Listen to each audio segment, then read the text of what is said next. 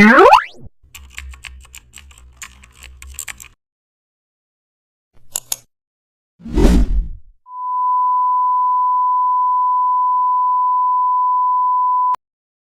back to the channel, and don't forget to like, share and subscribe for more updates. Today we are diving into an exciting tutorial, how to create motion dust behind a jumping athlete.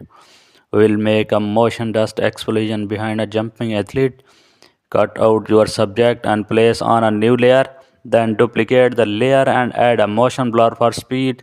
Now add a dust particles brushes behind the subject. Change their color using hue and saturations. Use the smudge tool to stretch some particles backward. It creates a dynamic sense of impact. Now add a soft shadow under the athlete for realism. Use blending modes like overlay or screen for glow dust.